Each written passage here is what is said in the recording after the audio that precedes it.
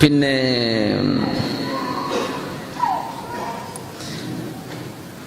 സ്ത്രീകൾ മൂക്ക് കുത്തുന്നതിന്റെ വിധി എന്താണെന്ന് എന്താ ആന്ധ്രക്കാരൊക്കെ ഉണ്ടോ നമ്മളുടെ കൂട്ടത്തില്?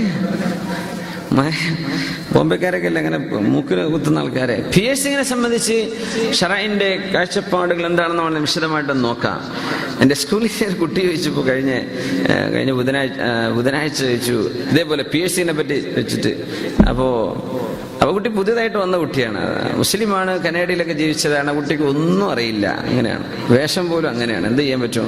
അപ്പോൾ പെൺകുട്ടിയാണ്. അപ്പോൾ അവർ പറഞ്ഞു എന്ത് എനിക്ക് പിയേഴ്സിങ്. അപ്പോൾ ഞാൻ പറഞ്ഞു അതിൻ്റെ ഇസ്ലാമിക വിധി ഇങ്ങനെയൊക്കെയാണ്. അതെ, അപ്പോൾ എനിക്ക് ബെല്ലി ബട്ടണിൽ പിയേഴ്സിങ് ആണ് ഇഷ്ടം. ഞാൻ പറഞ്ഞു നിന്റെ ബെല്ലി ബട്ടൺ നിന്റെ ഭർത്താവിനെ കാണാൻ പറ്റുള്ളൂ, 8ാം ക്ലാസ്സിലെ കുട്ടിയാണ്. അപ്പോൾ ബെല്ലി ബട്ടണില് പൊക്കിളേ അവിടെ പിയേഴ്സിങ് കാതുകുത്തണ പോലെ. സുബ്ഹാനല്ലാഹ്. അപ്പൊ കുട്ടിക്ക് അറിയില്ല എക്സ്പോസ് ചെയ്ത് നടക്കാൻ പറ്റൂല, നമ്മുടെ ഔറത്ത് ഇന്നതൊക്കെയാണ്, അത് കാണിച്ചു കൊടുക്കാൻ പറ്റൂല എന്ന് ആ കുട്ടിക്ക് അറിയില്ല. അത്രയും ഫ്രഷ്. എന്താ ചെയ്യാ, അങ്ങനെ മൈൻഡ് ബ്ലാങ്ക് ആണ്. അപ്പോ അത്തരം പിയേഴ്സിംഗ് ഒക്കെ അവനെ ഭർത്താക്കന്മാർക്ക് കാണിച്ചു കൊടുത്താൽ മതി. മനസ്സിലായില്ലേ? അപ്പോ ഇൻഷാ അല്ലാഹ് അതിനെ സംബന്ധിച്ച് ഇനി മൂക്ക് കുത്താൻ പറ്റൂല്ലേ എന്റെ പരിമിതമായ അറിവ് വെച്ച് നോക്കുന്ന സമയത്ത് കുഴപ്പമില്ല എന്നാണ് ഇപ്പൊ എന്റെ അറിവ്. ഇൻഷാ അല്ലാഹ് മാറ്റമുണ്ടെങ്കിൽ ഞാൻ പറയാം. ഇൻഷാ അല്ലാഹ് മൂക്ക് കുത്തേ അത് ഹാംഫുൾ ആവരുത്, എന്ത് ചെയ്യരുത്, വുളൂഇന്റെ വെള്ളം കിടക്കുന്ന അവസ്ഥ ആവും വേണം, അത് പറ്റ ടൈറ്റായിട്ട് നിൽക്കും ചെയ്യരുത്. വുളൂഇന്റെ ഭാഗങ്ങളാണല്ലോ അതൊക്കെ. ഇന്ന് ദുആ ചെയ്യാനുള്ള വിഷയങ്ങളൊക്കെ ഉണ്ട് ഇൻഷാ അല്ലാഹ്. അൽഹംദുലില്ലാഹ്. നമ്മുടെ ഒരു സുഹൃത്ത് ഇവിടെ, മുസ്ലിമായ ഒരു സുഹൃത്ത് ഇവിടെ ഉണ്ടെന്ന് പറഞ്ഞു. 9 ദിവസമായിട്ട് അല്ലാഹു തആല അദ്ദേഹത്തിന്റെ ഇസ്ലാം പൂർത്തിയാക്കി കൊടുക്കുകയും ഈമാൻ അടിയുറച്ചതാക്കി കൊടുക്കുകയും ചെയ്യുമാറാകട്ടെ. അദ്ദേഹത്തിന് കൊണ്ട് തുടങ്ങുന്ന ഒരു പേര്, അദ്ദേഹത്തിനോട് പേര് വെക്കണം എന്നും ആഗ്രഹമുണ്ട്.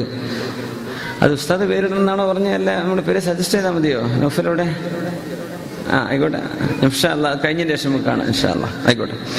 അല്ലാഹു സുബ്ഹാനഹു വ തആല നമ്മുടെ അവരുടെയൊക്കെ ഈമാൻ അല്ലാഹു ഉറപ്പിച്ചു തരുമാറാകട്ടെ. പിന്നെ ക്ലാസ്സിൽ വെച്ചിട്ട് ഇൻഷാ അല്ലാഹ് അവരെ ഒന്ന് മുമ്പോട്ട് വിളിക്കണം കഴിയാൻ നേരത്തെ ഇൻഷാ അല്ലാഹ്. എൻഗേജ്മെന്റ് എന്ന പേരിൽ ഇസ്ലാമിൽ കല്യാണം ഉണ്ടോ? അത് കഴിഞ്ഞ് പെൺകുട്ടിയുടെ ഫോട്ടോ മൊബൈൽ വെക്കാൻ പറ്റുമോ? ഒപ്പം നിന്ന് ഫോട്ടോ എടുത്തിട്ടുണ്ട് എന്നൊക്കെ. അപ്പൊ നമ്മൾ അബുദാബിയിലെ ക്ലാസ്സിലൊക്കെ വരുന്ന ആൾക്കാരൊന്നും പിന്നെ അത് ചോദിക്കാൻ പറ്റൂല.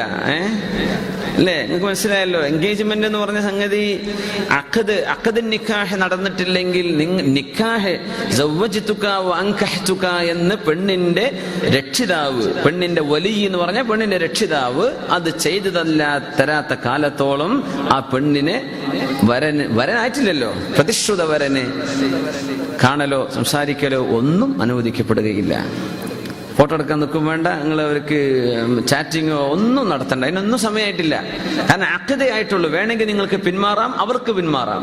നിക്കാഹ് ആയി കഴിഞ്ഞാലേ പിന്നെ അത് വൈവാഹിക ബന്ധത്തിലേക്ക് പ്രവേശിക്കുന്നുള്ളൂ. നിക്കാഹ് ചെയ്തു കഴിഞ്ഞാൽ എന്ത് ചെയ്തോളൂ, നിങ്ങൾക്ക് സംസാരിക്കുക, നിങ്ങൾക്ക് അവരുടെ വർത്താനം പറയാ, നിങ്ങൾ കിടക്ക് ടൂറ് പോവുക, എന്താ ചെയ്തോ. പക്ഷെ നിക്കാഹിന്റെ മുമ്പ് ഇതൊന്നും പറ്റൂല. അതെന്ത് ചെയ്യണം? വീട്ടുകാരും മനസ്സിലാക്കണം, പുതിയാപ്പിളയും പെണ്ണും മനസ്സിലാക്കണം. നാട്ടിൽ അങ്ങനെ ഒരു വിഷയം ഉണ്ടായി. എൻ്റെ ഒരു സുഹൃത്ത് അങ്ങനെ കല്യാണം കഴിച്ചിട്ട് നിശ്ചയിച്ചിട്ടിട്ട് നിക്കാഹ് നടക്കാതെ 1 വർഷം നിന്നിട്ട് ആ 1 വർഷത്തിനിടക്ക് അവർ സംസാരിച്ചില്ല. ആ ചെറുപ്പക്കാരൻ നല്ലൊരു ദീനിയായ ചെറുപ്പക്കാരനാ. അപ്പൊ എന്തോ ഒരു പ്രശ്നങ്ങളൊക്കെ ഉണ്ടായതാലും അവർ പിരിയാൻ വേണ്ടി നിൽക്കുകയാണ്. അപ്പൊ ആ സമയത്ത് ചർച്ച നടക്കുന്ന സമയത്ത് പിന്നെ നിക്കാഹൊക്കെ കഴിഞ്ഞു. അപ്പൊ ആ പെണ്ണ് ഇയാളോട് പറയാണ് പോലെ, സാധാരണ ഭർത്താക്കന്മാരൊക്കെ എൻഗേജ്മെന്റ് കഴിഞ്ഞാൽ വിളിക്കാറുണ്ട്, നിങ്ങൾ എന്നോട് ഒരു ഫോൺ വിളി പോലും ചെയ്തിട്ടില്ലല്ലോ. അതിന്റെ അരിശം തീർക്കലാണ് അവളെ ലക്ഷ്യം. പറഞ്ഞു പെൺകുട്ടി അത് പറ്റാത്തത് കൊണ്ടാണ്.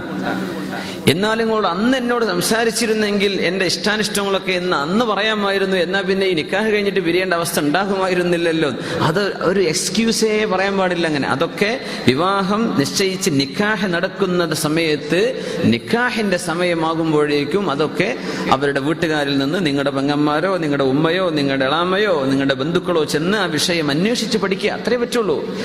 അങ്ങനെ എൻഗേജ്മെന്റ് കഴിഞ്ഞ ഭാര്യ ഭർത്താക്കന്മാരുടെ ഇടയിൽ വജഅല ബൈനകും മവദ്ദതൻ വറഹ്മ, അല്ലാഹു റഹ്മത്തും കാരുണ്യവും വെച്ചിരിക്കുന്നു എന്ന് പറഞ്ഞ അത് വമിൻ ആയാതിഹി, അല്ലാഹുവിന്റെ വലിയ ദൃഷ്ടാന്തങ്ങളിൽപ്പെട്ടതാണ്. കാരണം സാധാരണഗതിയിൽ കൂടെ നടന്നാലേ സ്നേഹം ഉണ്ടാവുന്ന തോന്നുക. അങ്ങനെ കൂടെ നടക്കാതെ തന്നെ ഇസ്ലാമിന്റെ അറേഞ്ച് മാരേജ് നടക്കുന്ന സമയത്ത് നിങ്ങളുടെ മനസ്സിനുള്ളിൽ അല്ലാഹു സ്നേഹിട്ട് തരുന്നുണ്ട്. അത് അല്ലാഹു ചെയ്ത വലിയൊരു അത്ഭുതമാണ്. അതുകൊണ്ടാണ് വമിൻ ആയാതിഹി അൻ ഖലഖ ലക്കും മിൻ അൻഫുസികും അസ്വാജൻ ലിതസ്കുനു ഇലൈഹ വജഅല ബൈനകും മവദ്ദതൻ വറഹ്മ. നിങ്ങൾക്കിടയിൽ സ്നേഹവും കാരുണ്യവും ഉണ്ടാക്കിയത് അല്ലാഹുവിന്റെ വലിയൊരു അടയാളമാണ്. നിങ്ങൾ ചിന്തിച്ചാൽ മനസ്സിലാവില്ല. നിങ്ങൾ ചിന്തിക്കുന്നത് എങ്ങനെയാ? കൂടെ നടന്ന് കൂടെ കടന്ന് പാശ്ചാത്യന്റെ ഡേറ്റിംഗ് ഒക്കെ കഴിഞ്ഞിട്ടല്ലേ സ്നേഹം ഉണ്ടാവുള്ളൂ എന്ന് തോന്നുക. അല്ലല്ല, അതൊന്നും ഇല്ലാതെ നിങ്ങൾക്കിടയിൽ സ്നേഹം ഉണ്ടാക്കിയവനാണ് അല്ലാഹു സുബ്ഹാനഹു വ തആല. അപ്പോൾ ആ അനുവദിക്കപ്പെട്ട രീതിയിൽ അതുകൊണ്ട് തന്നെ മനസ്സിലാക്കണം. ഒന്നുകൂടെ ഞാൻ ആവർത്തിക്കുകയാണ്, നമ്മൾ ഇവിടെയാണോ ഇനി നാട്ടിലാണോ എവിടെ വേദന പറഞ്ഞാൽ എനിക്ക് ഓർമ്മയില്ല. വിവാഹത്തിന് ഖിത്ബത്ത് ചെയ്യുമ്പോൾ, പെണ്ണിനെ കാണാൻ ചെല്ലുമ്പോൾ, നമ്മൾ വിവാഹം ചെയ്യാൻ ഉദ്ദേശിക്കുന്ന പെണ്ണിനെ ആരെയാ കാണേണ്ടത്? നിങ്ങൾക്ക് ഏകദേശം വിവാഹം ഉറക്കും എന്ന് തോന്നുള്ള ഒരു പെണ്ണിനെ ചെന്ന് കാണാൻ പറ്റുള്ളൂ. അതുമാത്രമല്ല, ആ കാഴ്ച തന്നെ എങ്ങനെയാണ്? പെണ്ണിന്റെ മുൻകൈയും അവളുടെ മുഖവും. ഇതേ നിങ്ങൾക്ക് നോക്കൽ സുന്നത്തുള്ളത്. ഒരിക്കൽ ജാബിർ റളിയല്ലാഹു തആല അൻഹു കല്യാണം കഴിച്ചപ്പോൾ നബി തങ്ങൾ ചോദിച്ചു, നിങ്ങൾ ആ പെണ്ണിനെ കണ്ടോ? ഇല്ല നബിയെ. നബി തങ്ങൾ പറഞ്ഞു, ഒന്ന് ആ പെണ്ണിനെ കണ്ടേക്കണം. ഫഇന്നഹു അജ്ദറു അൻ യുഅദമ ബൈനകുമാ. നിങ്ങൾക്കിടയിൽ സ്നേഹം നിലനിൽക്കാൻ അത് ആവശ്യമാണ്. ഈ പെണ്ണിന്റെ കോലെന്താ എന്തൊന്നും അറിയാതെ കല്യാണം കഴിച്ചു പോണ്ട, നീ കണ്ടോ? അങ്ങനെ ജാബിർ റളിയല്ലാഹു അൻഹു ഒരു മരത്തിന്റെ മുകളിൽ കയറുന്നു. ആ പെണ്ണിങ്ങനെ താഴത്തു കൂടെ പോകുമ്പോൾ നോക്കി കണ്ടു. അങ്ങനെ ഒരു കാഴ്ച ചെയ്തിട്ടുണ്ട്. അപ്പൊ അതിനർത്ഥം റോഡിൽ ഇരിക്കുന്ന ഒരാൾ കണ്ടു, ബസ് സ്റ്റാൻഡിൽ വെച്ച് കണ്ടു, ഇവൾ അറിയാതെ ആ പെണ്ണിനെ നോക്കി മനസ്സിലാക്കി. കുഴപ്പമില്ല, ജാബിർ റളിയല്ലാഹു അൻഹു കാഴ്ച കണ്ടത് മരത്തിന്റെ മുകളിൽ കയറിയിട്ടാണെന്ന അടിയിലൂടെ പോയപ്പോൾ കണ്ടു. നബി എനിക്ക് പറ്റിയിട്ടുണ്ട്, ഞാൻ ഉറപ്പിച്ചു. അങ്ങനെ കല്യാണം കഴിച്ച മഹാനാണ് ജാബിർ ഇബ്നു അബ്ദുല്ലാഹി റളിയല്ലാഹു തആല അൻഹു. ഇതിന്റെ പ്രശ്നം എന്താണെന്നറിയോ? സംസാരിക്കാൻ പാടില്ല. നമ്മളെന്താ പറയാ, സിനിമ സ്റ്റൈലിൽ എന്നാ പിന്നെ അവര് സംസാരിച്ചോട്ടെ, എല്ലാവരും കൊണ്ട് പോരുന്നു. പച്ച ഹറാമാണത്. ആ പെണ്ണിന്റെ വാപ്പയോ മുതിർന്ന ആങ്ങളെയോ കൂടെ ഇല്ലാതെ ഈ കാണാൻ വന്ന ചെറുക്കൻ അവളെ കാണാൻ പാടില്ല എന്നാ. ഇവളെ കാണിച്ചു കൊടുക്കുന്നത് സ്വന്തം മക്കളുടെ കല്യാണം നടക്കാൻ പോകണമെങ്കിൽ പെണ്ണ് മനസ്സിലാക്കണം, ഇയാൾ ഊമയാണോ എന്ന് പെണ്ണ് സംശയിക്കേണ്ട. അതൊക്കെ എന്റെ ആങ്ങളെ മനസ്സിലായിക്കോളൂ, വാപ്പ മനസ്സിലായിക്കോളൂ, ഉണ്ടാൻ കഴിയോ ഇല്ല എന്നൊക്കെ നിങ്ങൾ സംസാരിക്കേണ്ട. നിന്റെ പേരെത്ര, നാടെത്ര, ഊരേതാ, എത്ര പേരെ പഠിച്ചിട്ടുണ്ട്, ഇതൊന്നും നീ ചോദിക്കേണ്ട സമയമായിട്ടില്ല. കാണലേ അനുവദിക്കപ്പെട്ടിട്ടുള്ളൂ. മുൻകൈയും മുഖവും. അപ്പോൾക്ക് മുടിണ്ടോ?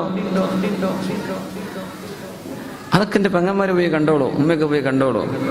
മുഖവും മുൻകൈയും കണ്ട ഒരാൾക്കൊരു പെണ്ണിന്റെ ശാരീരിക സൗന്ദര്യം മനസ്സിലാവുന്ന, മുഖം കണ്ടാൽ അവളുടെ സൗന്ദര്യം മനസ്സിലായി, അവളുടെ കൈ അതിന്റെ ലൊഹറും ബത്തുനും കാണാം, അകവും പുറവും. പെണ്ണെന്ന് വർത്താനം നിൽക്കുന്ന സമയം, കാണാൻ നിൽക്കുന്ന സമയമാണ്. അവൾ എന്ത് ചെയ്യാ, വേണമെങ്കിൽ കാണിച്ചു കൊടുത്തോട്ടെ അവൾക്ക് പറ്റുമെങ്കിൽ. കൈ കണ്ടാൽ അവരുടെ ശരീരത്തിന്റെ മിനുമിനുപ്പ് മനസ്സിലാവുന്നു. ഇത് രണ്ടും കണ്ടാലും തിരിയാത്തവൻ കല്യാണം കഴിക്കും വേണ്ട. ഇത്രേ പാടുള്ളൂ എന്നാ. അത് നമ്മൾ മനസ്സിലാക്കണം. പുതിയാപ്പിള മനസ്സിലാക്കണം. ആ പെരക്കാര് വല്ലാത്തൊരു ഭീകര ജീവികളാ, ഒന്ന് മിണ്ടാൻ പോലും അനുവദിച്ചില്ല. അതൊന്നും പറയണ്ട, അള്ളാഹു ഇങ്ങനെ അനുവദിച്ചിട്ടുള്ളൂ. ഞാൻ അതുകൊണ്ട് അങ്ങനെ അത് പെണ്ണ് മനസ്സിലാക്കുക, വീട്ടുകാരും അറിയാം, ചെറുക്കന്റെ വീട്ടുകാരും എല്ലാവരും. നിശ്ചയിച്ചു കഴിഞ്ഞാൽ മൊബൈൽ ഫോണും കൊടുത്തു പോകണ്ട. നിക്കാഹ് ചെയ്താൽ നിങ്ങൾ മൊബൈൽ കൊടുക്കുക, ഇങ്ങോട്ട് കൊണ്ടുവരെ, അങ്ങോട്ട് കൊണ്ടുപോയി, എന്താ ചെയ്തോ കുഴപ്പമില്ല. നിക്കാഹ് വരെ കാത്തിരിക്കണം. അതിനൊന്നും ക്ഷമല്ലാത്തൊരു നിക്കാഹ് ചെയ്ത് കൊണ്ടുപോയിക്കോളൂ. അപ്പോ നിശ്ചയം എന്ന് പറഞ്ഞൊരു സംഗതി എന്തില്ല, നമുക്ക് സംസാരിക്കാനോ കാണാനോ ഒന്നും അനുവദിക്കപ്പെടുന്നില്ല. ഇങ്ങനെയാണ് നമ്മൾക്ക് വിവാഹം ചെയ്യാൻ പോകുന്ന ഒരു ഭാര്യയാവാൻ പോകുന്ന ഒരു പെണ്ണിനോട് ഇത്രയേ പറ്റൂ എങ്കിൽ അന്യ പെണ്ണുങ്ങളോടൊക്കെയുള്ള പെരുമാറ്റങ്ങൾ എത്ര ശ്രദ്ധിക്കണം എന്ന് മനസ്സിലാക്കാനാണ് ശറഈ പറഞ്ഞിരുന്നത് കേട്ടോ. അൽഹംദുലില്ലാഹ്.